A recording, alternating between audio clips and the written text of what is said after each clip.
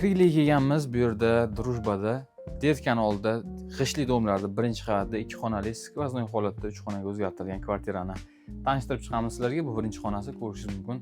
Holatlari yaxshi holatda turibdi.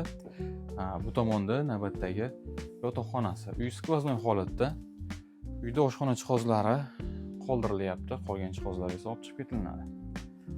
To'g'rida esa 3 metrlik verandasi joylashgan. Oshxona u tomonga chiqarilib 3 xonaga o'zgartirilgan. Va konditsioner ham o'rnatilgan, u ham qoldiriladi. Bu tomonda esa oshxonaning o'rnini bitta xona qilib qo'yishgan. Oyoq taglari to'liq taxta qilingan.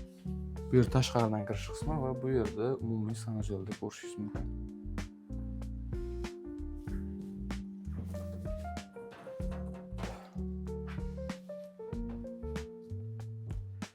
Do'stlar, uyni qisqacha tanishtirib o'tdik. Yaxshi holatda, birinchi qavatda g'ishtli dom, 2 xonali skvoznoy kvartira. Narxiga keladigan bo'lsak, $25,000, albatta kam bor.